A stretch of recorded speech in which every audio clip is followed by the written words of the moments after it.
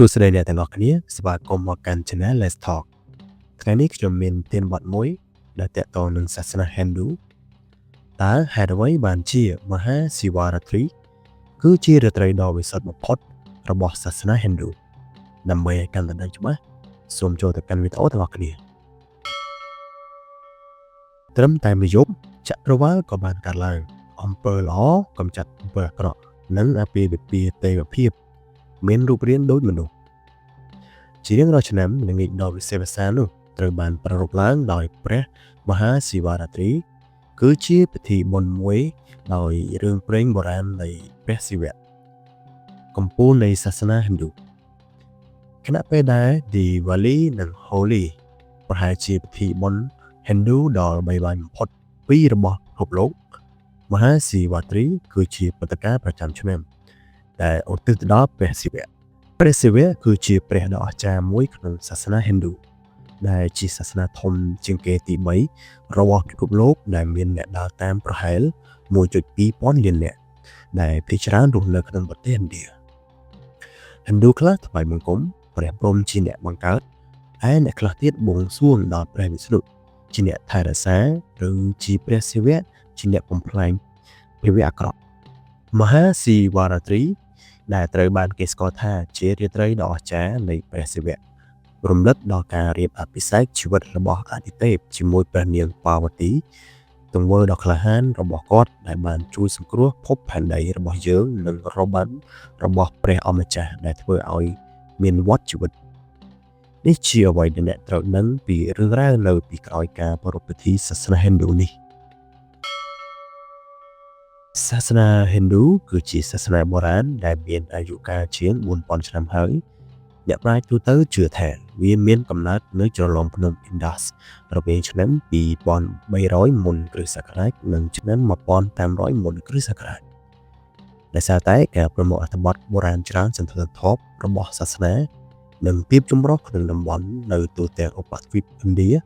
ពិធីបុណ្យរបស់វាត្រូវបានបំផុសគំនិតដោយទេវកថាជាច្រើនAmi Aloko សាស្ត្រាចារ្យផ្នែកសិក្សាសាសនានៅសាកលវិទ្យាល័យ Elon ក្នុងរដ្ឋ North Carolina បានពន្យល់ថាពិធីបុណ្យ Hindu ត្រូវបានសម្គាល់និងប្រារព្ធតាមរបៀបចម្រុះនៅក្នុងតំបន់និងវប្បធម៌ផ្សេងៗគ្នារបស់ប្រទេសឥណ្ឌាក៏ដូចជានៅក្នុងបរិបទដែលមិនមានសាសនាផងដែររបៀបដែលពិធីបុណ្យដូចជាមហាសិវរាត្រី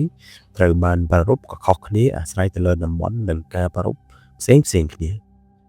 ការប្រែប្រួលទាំងនេះគឺអាចសង្កេតឃើញថានៅក្នុងទស្សនវិជ្ជាជាច្រើននៃការសម្ដែងពិធីបុណ្យរួមទាំងការនិទានរឿងពិធីសាសនានិងការអនុវត្តធ្វើម្ហូបផ្សេងអ្វីដែលពិធីបុណ្យសាសនាទាំងនេះមានដូចគ្នាគឺការគោរពបូជាចំពោះអាទិទេព Hindu មួយឬច្រើនក្នុងកំឡុងពេលមហាសិវរាត្រីអ្នកចូលរួមអាចធ្វើពិធីជ្រមុជទឹកឬថ្វាយដង្វាយដល់ព្រះដូចជាផ្លែជូជូឬស្លឹកបេលវ៉ាលោក Jeffrey DeLong សាស្ត្រាចារ្យសិក្សាសាសនានៅមហាវិទ្យាល័យ Elizabethtown ក្នុងរដ្ឋ Pennsylvania ដែលមានមជ្ឈមណ្ឌលស្រាវជ្រាវសាសនានិងទស្សនវិជ្ជានៃប្រទេសឥណ្ឌាមានប្រសាសន៍ថាការលះបង់ចំពោះអាទិទេពជួយធ្វើឲ្យមនុស្សក្រមបង្គាប់មានអំណាចធំជាងខ្លួនយើងហើយការគោរពប្រណិប័តក៏ពង្រឹងខ្លួនដែរក៏ដូចជាបង្កើតអារម្មណ៍នៃវត្តមានពិតរបស់អាទិទេពនៅក្នុងជីវិតមិនថារឿងដើមទេថ្ងៃឈប់សម្រាករបស់មហាសិវរាត្រីត្រូវបានជាប់ជាមូលដ្ឋានទៅនឹងការបង្កើតសកលលោកក្នុងវប្បធម៌ Hindu រឿងព្រេងមួយក្នុងចំណោមរឿងព្រេងដែលលេចធ្លោបំផុតដែលតាក់ទងទៅនឹងមហាសិវរាត្រីគឺអាពាហ៍ពិពាហ៍ដ៏ទេវភាពរវាងព្រះសិវៈនិងព្រះនាងប៉ាវទីសហជីពនេះត្រូវបានគេនិយាយថាបានផ្ដល់កំណើតដល់សកលលោកដោយការបង្រួបបង្រួមមនសិការបរិសុទ្ធព្រះសិវៈជាមួយនឹងធម៌ពលច្នៃប្រឌិតរបស់ព្រះនាងប៉ាវទីនាំមកនូវតុល្យភាពដល់កូស្មូស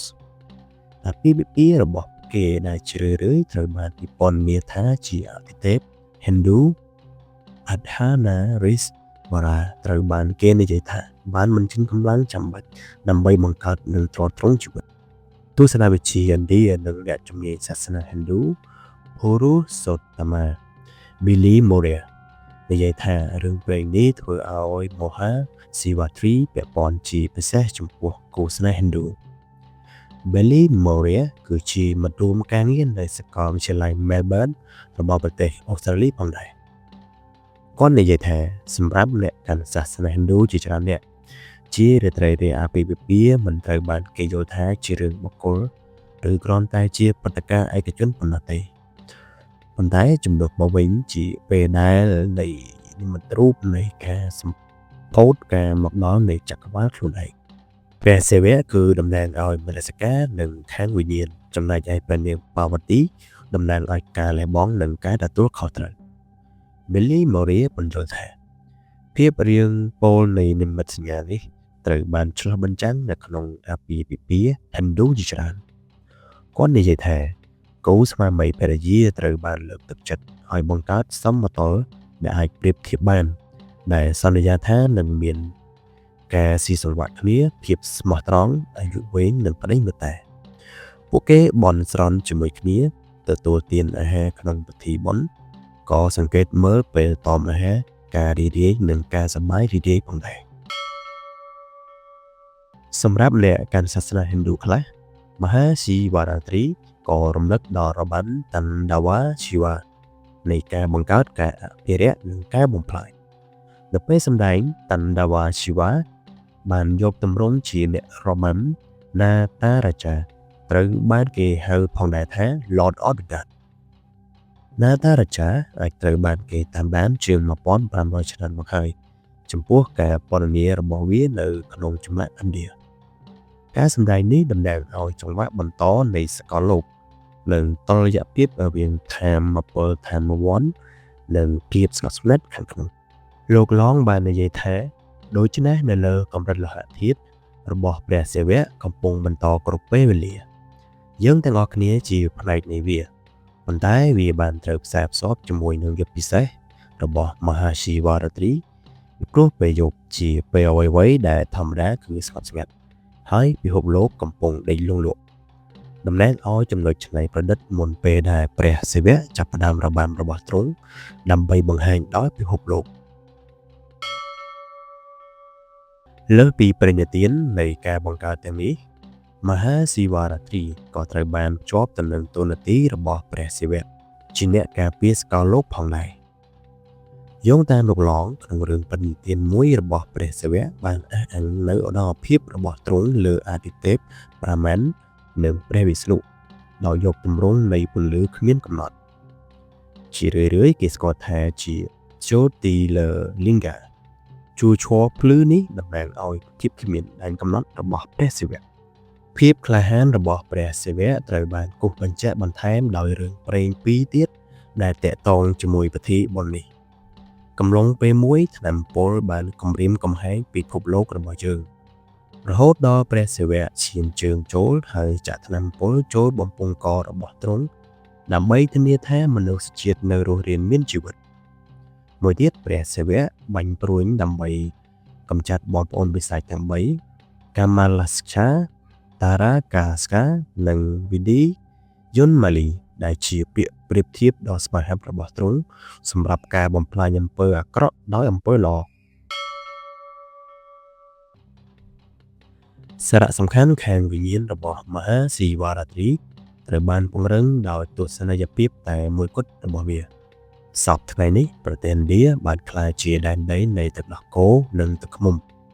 អ្នកដែលថ្វាយបង្គំដាក់វត្ថុរាវផ្អែមទាំងនោះលើសិវលិង្គមដែលហៅថាលិង្គព្រះសិវៈដែលដាក់តាំងនៅតាមប្រាសាទនិងតាមផ្ទះជាច្រើនដែលតំណាងឲ្យជួរគ្មានដែនកំណត់របស់ព្រះសិវៈពួកគេធ្វើការទាំងអស់នេះពេលកំពុងសូត្រធម៌ថាអមនមಶಿវៈដែលមានន័យថាការថ្វាយបង្គំព្រះសិវៈ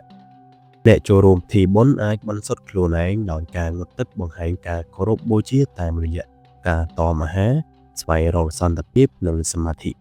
គោរពព្រះសិវៈជាមួយនឹងចង្កៀងបិទសូត្រមន្តនៅប្រាសាទ Hindu ដែលមានពន្លឺចែងចាច់ទេវកថានីមួយៗដែលបានផុសគំនិតទាំងនេះស្ថិតនៅចំចំណុចកណ្ដាលនិងខាងវិញ្ញាណរបស់ព្រះសិវៈ ដែលជាពិធីបុណ្យដ៏ស្ងប់ស្ងាត់ដែលជាសាសនា Hindu នៅក្នុងធម្មជាតិសម្បូរទៅដោយរឿងព្រេងចម្រុះក្នុងពិធីសាសនាប៉ុន្តែជានិមិត្តរូបទាក់ទងទៅនឹងមនុស្សទាំងអស់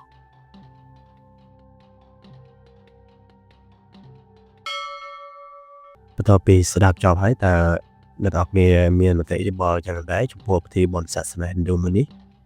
បើមានមតិយោបល់ក៏ដូចជាពាក្យ comment ដើម្បីជួយចែករំលែកអ្វីដែលថ្មីបន្ថែមសូមជួយ comment ខាងក្រោមដើម្បីឲ្យគ្នាយើងមិនដឹងក៏ដូចជាខ្ញុំមិនដឹងផងហើយបើត្រង់ណាខុសឆ្គងមិនល្អសូមជួយកែតម្រូវផងដោយសារពេលខ្លះការធ្វើចង់ឲ្យធ្វើឲ្យល្អដែរប៉ុន្តែវានៅតែមានការខុសឆ្គងជាមួយណាមួយហើយក៏សូមអរគុណដល់បងប្អូនអរគ្នាដែលចំណាយពេលវេលាដ៏មានតម្លៃក្នុងការតាមដានវីដេអូមួយនេះដល់ចប់សូមអរគុណសូមជម្រាបលា